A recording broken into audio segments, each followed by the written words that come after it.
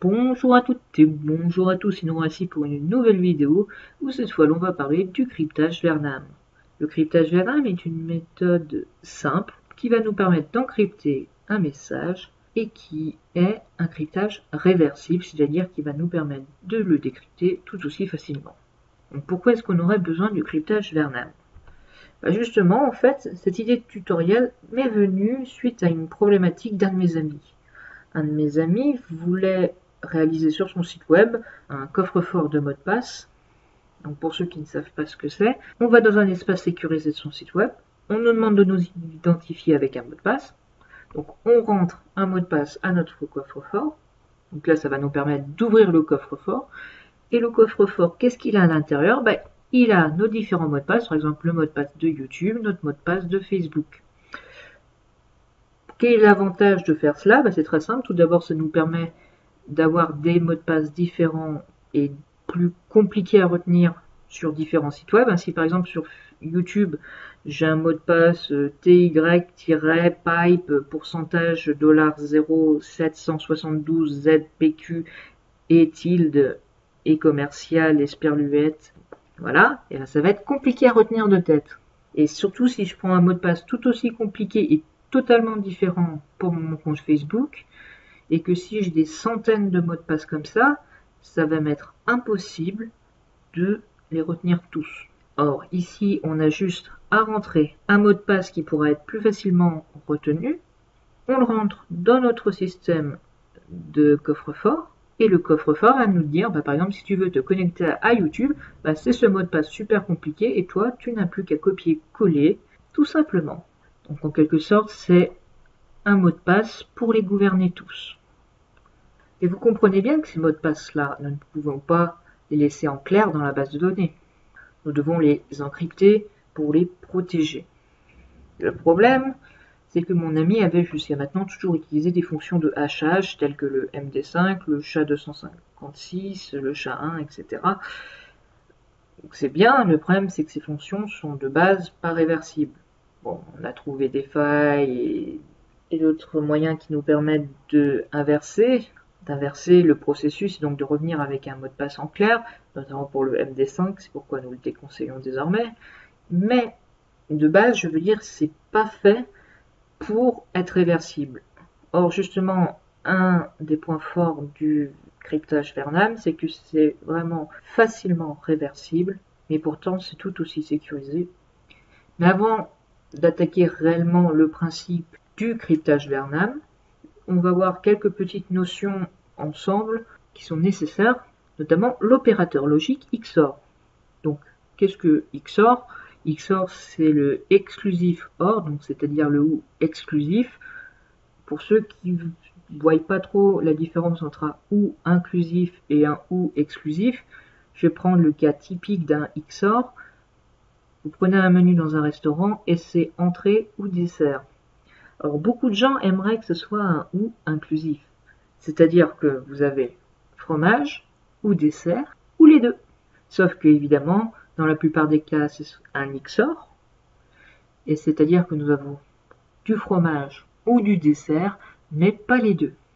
Faisons la table de vérité du XOR. Donc nous avons deux variables. Ces variables sont des variables à deux états, donc des variables binaires. Soit elle vaut 0, donc en l'occurrence ça peut être faux, off, etc. Soit elles peuvent valoir 1, donc comme je dis, vous remplacez par ce que vous voulez, vrai, on, etc. Donc elles ont deux états. Donc ici vous pouvez voir nos différents cas possibles. Donc nous avons 0, 0, 0, 1, 1, 0 et 1, 1.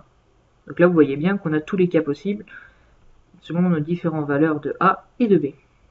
Donc regardons maintenant le A XOR B. Le XOR s'applique en somme que lorsque nous avons des valeurs différentes pour A et pour B. Dans ce cas, cela vaudra vrai, cela vaudra 1. Quand nos deux valeurs pour A et B sont égales, dans ce cas, ça sera faux, donc ce sera 0. Cela se vérifie ici. A vaut 0, B vaut 0. Dans ce cas, c'est faux, donc on met 0. Ici, nous avons 0. Ici, nous avons 1. Nos deux valeurs sont différentes. Dans ce cas, on met 1. Ici, nous avons 1. Ici, nous avons 0. nos valeurs sont différentes, donc on met 1. Et ici, nous avons 1 et nous avons 1. Nos deux valeurs sont égales, donc nous mettons 0. Bon, ok, mais bon, jusqu'à là, je vois pas trop l'avantage et l'intérêt particulier que nous avons sur le XOR. Et bien justement, étudions maintenant A XOR B, XOR B. Donc nous prenons A XOR B, et on va faire un XOR avec B. Donc nous avons 0, les deux valeurs sont égales, on met 0. Nous avons 1 et nous avons 1, c'est égal, on met 0. Nous avons 0, nous avons 1, elles sont différentes, donc on met 1. Et nous avons 1 et nous avons 0, donc je mets 1. Tiens, A XOR B XOR B est égal à A. En effet, le XOR a deux propriétés qui sont assez intéressantes. B XOR B nous donnera toujours 0. Pourquoi? Parce que, comme je vous l'ai dit, le XOR va retourner 1 quand nous avons deux valeurs différentes. Or, si on lui passe deux fois la même variable, forcément, elles seront égales. Du coup, cela nous retournera 0. Ensuite, deuxième propriété, si nous avons une variable A et que nous faisons un XOR 0. Si A vaut 0, ça va nous faire 0 XOR 0. Bah, nos deux valeurs sont égales, du coup, ça va valoir 0. Or, 0, c'est ma valeur de A. Et si A vaut 1, ça va faire 1 XOR 0. Nos valeurs sont différentes. Du coup, ça va me retourner 1. Et 1, c'est ma valeur de A. Donc, en réalité, A XOR 0 me donnera toujours A. Or, 0, c'est égal à B XOR B. Donc, il n'est pas étonnant que A XOR B XOR B soit égal à A.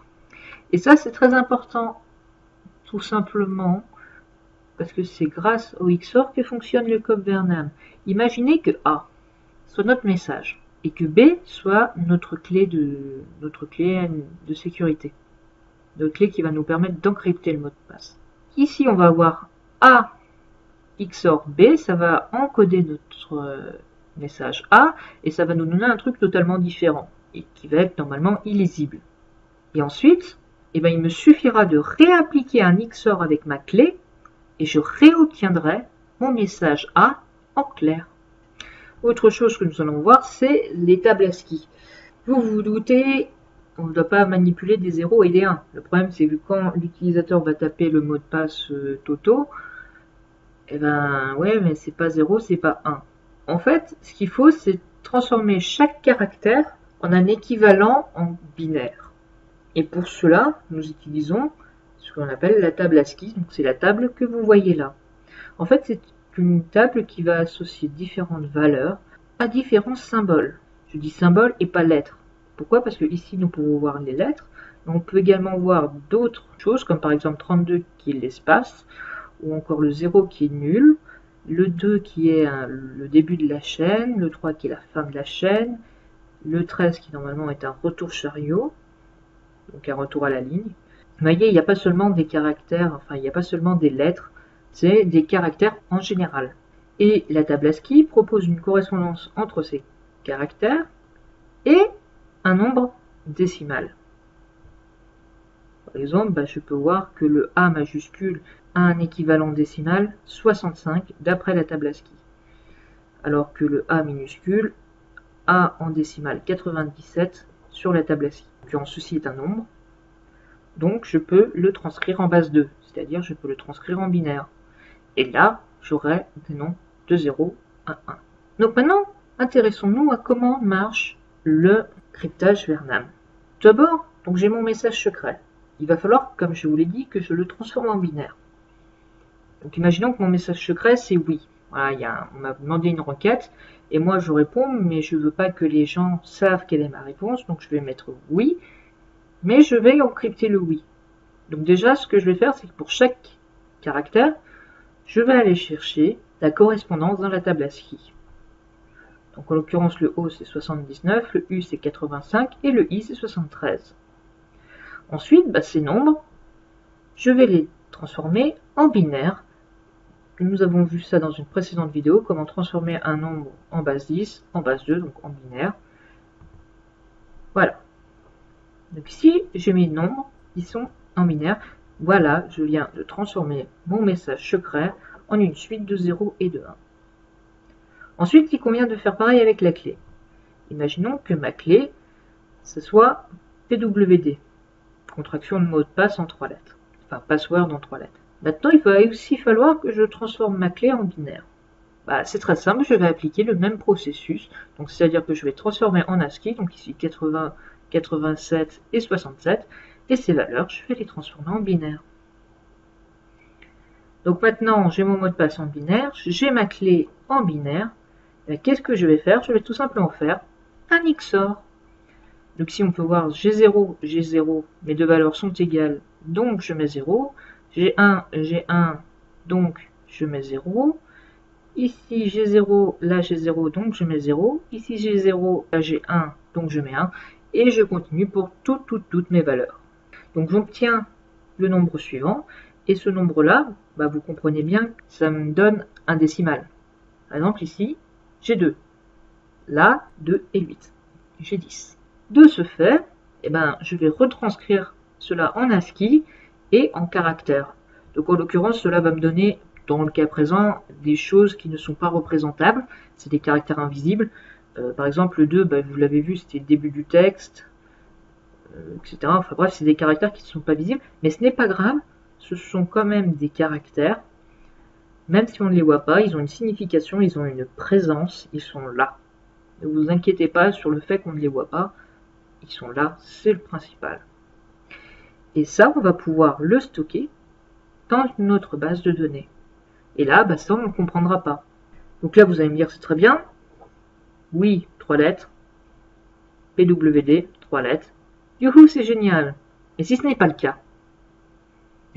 Après tout, je ne suis pas obligé de mettre une clé qui a une taille identique à mon message.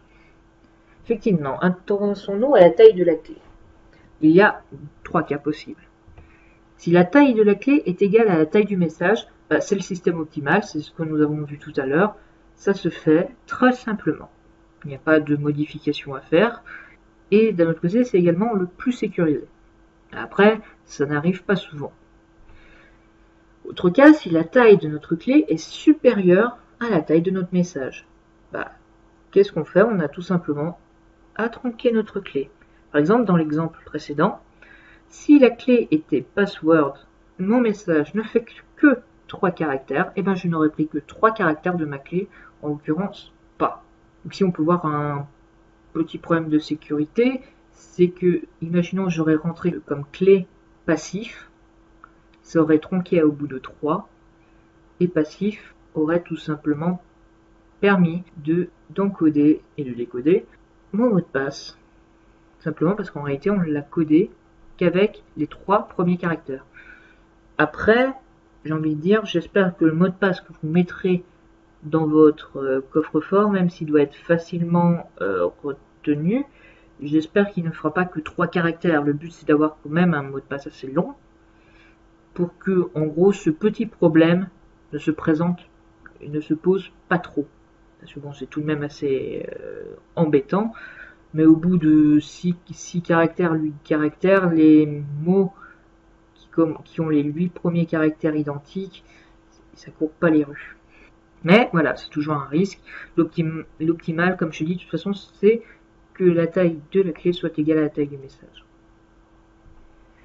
Si par contre, la taille de ma clé est inférieure à la taille de mon message, et tout simplement, on répète la clé. Par exemple, si le message était « Oui, monseigneur », avec une taille de message de 16, la clé, on l'aurait répétée jusqu'à ce qu'elle ait une taille de 16. Donc j'aurais eu PWD 5 fois, donc 15, plus le P pour avoir mon petit 16. Et donc là, j'aurais ma nouvelle clé qui a une taille de 16 et qui est une répétition de ma clé précédente. Donc là, toujours pareil, c'est un peu moins sécurisé. Pourquoi? Tout simplement parce que on pourrait voir potentiellement des redondances cycliques ici on peut voir que je répète toujours et toujours le même mot de passe, enfin la même clé. Du coup, il serait possible de voir certaines correspondances avec le mot de passe et en déduire la taille de la clé et essayer de faire des identifications de caractères, etc. Enfin bref. Et quoi qu'il arrive, ça reste tout de même marginal. Même si toujours pareil, l'optimal, c'est toujours d'avoir une taille égale à la taille du message. Donc maintenant, on va un peu passer au code. Comment est-ce qu'on implémente ce cryptage Vernam? Je vais vous présenter ici quelques fonctions bien pratiques en PHP. Donc notamment, comment est-ce qu'on fait le XOR sur les bits. Nous n'aurons pas à nous embêter à chercher la correspondance ASCII, ni à nous occuper de faire la transcription en binaire. En réalité, il y a un opérateur qui nous permet de faire le XOR bit à bit. C'est tout simplement le circonflexe. La fonction substring qui va être utilisée va nous permettre d'avoir un segment de chaîne, donc c'est-à-dire d'avoir quelque part une sous-chaîne, de ne prendre qu'une partie de la chaîne. Donc ça va nous permettre à tronquer notre clé quand il faudra la tronquer. La fonction strpad qui va nous permettre de répéter une chaîne jusqu'à une taille donnée. Donc ça va nous permettre de répéter notre clé jusqu'à qu'elle soit égale à la taille de mon mot de passe. Et enfin la fonction strlen qui me permet d'avoir la longueur d'une chaîne. Implémentons ça. Donc je vais faire dans une fonction. Donc je vais mettre function Vernam qui va prendre deux paramètres, un mot de passe et la clé.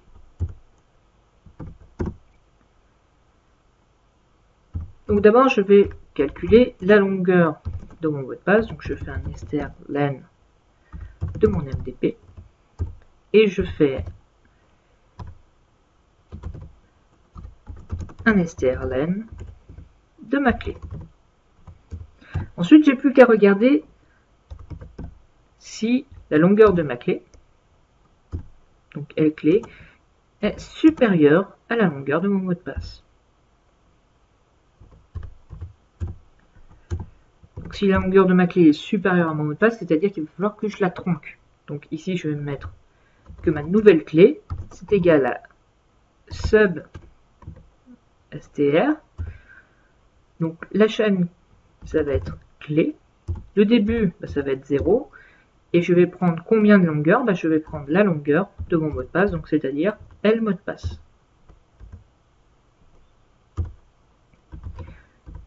Else if L clé, cette fois, est inférieure à la longueur de mon mot de passe. Donc, dans ce cas, il va falloir que je répète la clé. Donc, ma nouvelle clé va devenir strpad. Le champ à répéter, donc moi, ça va être clé. C'est clé que je vais vouloir répéter. Et la longueur que je veux, et bien, ça va être la longueur de mon mot de passe.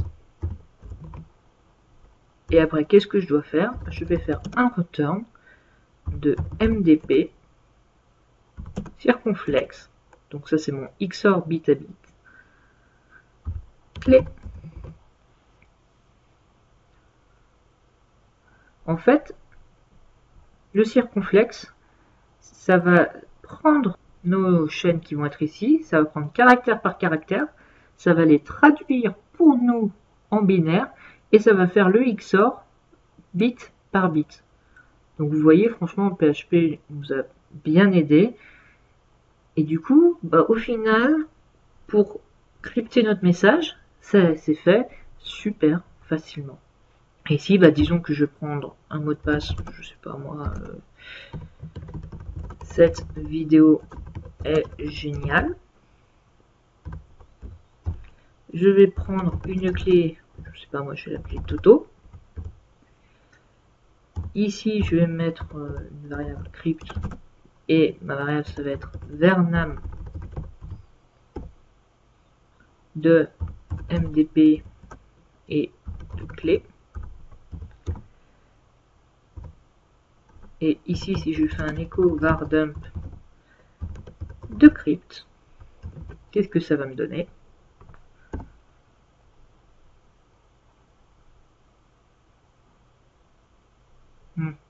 Oui, c'est vrai. Ici, il faut lui dire quel motif on veut répéter. Donc nous, ça va être la clé. Et ici, on veut dire où est-ce qu'on va l'ajouter. Est-ce que ça va être à gauche ou est-ce que ça va être à droite? Donc nous, ça va être str pad et nous on veut right. On dit, tu prends la chaîne de caractères clé, je veux la compléter jusqu'à atteindre la taille de la longueur de mon mot de passe. Je vais compléter à partir de la clé, c'est la clé que je vais ajouter. Et je l'ajoute où? Je l'ajoute par la droite. Et là normalement, voilà. Donc ça me donne quelque chose d'imbuvable. Je ne saurais pas le décrire. Ici on peut voir que la longueur fait bien 25 caractères. Donc vous voyez bien ici je n'ai pas 25 caractères. Sauf que comme je vous l'ai dit, en réalité il y a des caractères qui ne sont pas affichés. Il y a des caractères qui sont invisibles. Mais qui sont bien là, comme vous pouvez le voir. Ma variable crypt a bien une longueur de 25. Donc même si on ne les voit pas, ne vous inquiétez pas. Ils sont bien là. Ils n'ont pas disparu comme ça. Et donc ça, on va le stocker dans notre base de données. Et si je veux décrypter mon mot de passe, c'est pas de problème. Vous allez me dire, on va faire une fonction pour décrypter. Non, pas du tout en réalité. Il suffit de rappeler notre fonction Verdam. Sauf que cette fois, notre mot de passe, ça va être crypt. Et que la clé, ça va être clé. Toujours notre clé. Et en fait, là, on va tout simplement refaire un XOR de notre message crypté avec ma clé. Donc là, imaginons, si vous voulez revenir sur la table de vérité, ici c'est mon A XOR B, et là c'est B. Donc qu'est-ce que je vais obtenir? Je vais bien obtenir mon A. Hop. Regardons si je fais un petit retour à la ligne ici. Et ben voilà, on peut bien voir que je réobtiens mon message en clair, qui est cette vidéo est géniale. Ici, le message sans la clé, je suis incapable de le comprendre. Et il suffit que je rentre la clé, et pouf, d'une manière très simple, vous avez vu, je n'ai même pas à avoir de fonction de décryptage, j'ai juste à rappeler la fonction Verdam. Et voilà, j'obtiens mon mot de passe en clair. Enfin, en l'occurrence, mon message en clair. Donc mon ami a pu utiliser cette méthode. Le mot de passe qui permet d'ouvrir le coffre-fort est tout simplement stocké dans une variable de session. Et en réalité, les mots de passe sont encryptés à partir de ce mot de passe général. Donc c'est-à-dire que ma clé, c'est ce mot de passe général qui va me permettre d'encrypter les autres mots de passe et de décrypter les autres mots de passe. Est-ce que c'est vraiment fiable? Bon, nous avons vu qu'il y a des petits problèmes si on prend une clé trop grande. Après, je ne pense pas que vos mots de passe vont être des petits mots de passe. Comme je vous dis, l'intérêt de cette pratique, c'est justement de pouvoir prendre des mots de passe très compliqués, donc très résistants à la force brute, sur des sites que nous utilisons tous les jours. Donc si vous faites 3 ou 5 caractères, ça ne va pas vous aider. Et ça, littéralement, le système de coffre-fort ne vous sera pas utile, tout simplement. Le mieux, c'est d'utiliser des mots de passe très longs et que du coup, votre clé ne sera pas de toute manière aussi longue que vos mots de passe. Après, il y a un autre point pour que ce soit vraiment sécurisé. Il faut que vous utilisez une clé unique. C'est-à-dire qu'il ne faut pas que votre clé soit réutilisée par un autre membre, par un autre, etc.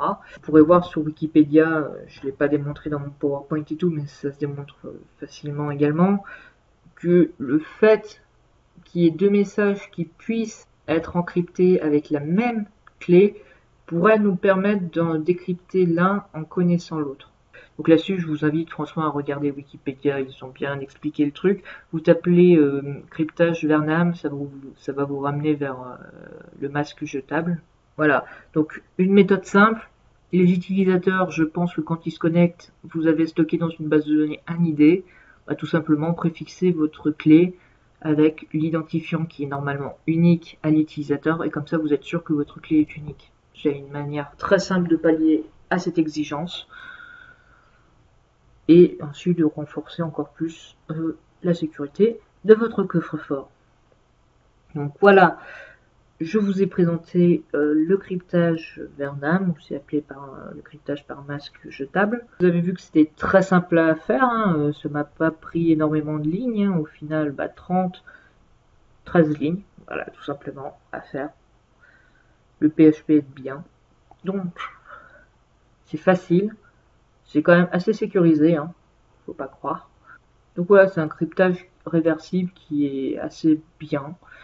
Et qui, de base, évidemment, on peut toujours trouver des trucs beaucoup plus compliqués, mais de base, pour un petit système interne pour soi, je pense que ça va très bien.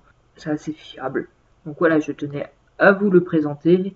Peut-être qu'un jour vous aurez besoin vous aussi d'un cryptage réversible, et ben vous penserez peut-être au cryptage Vernam et à cette vidéo. Je vous remercie de m'avoir suivi et également je vous souhaite à tous une très bonne année 2014. Là, je la tourne, c'est le 1er janvier 2014, donc je ne sais pas si elle sortira le 1er non. Mais en tout cas, sachez à tous, chers membres, que je vous souhaite une excellente année, plein de joie, plein de bonheur, de prospérité. J'espère que vos projets vont bien se développer, bien se goupiller, que tout va vous réussir. La santé également, c'est très important. Bonne année à tous et j'espère pouvoir compter sur vous sur cette année pour continuer à suivre mes vidéos. À une prochaine fois.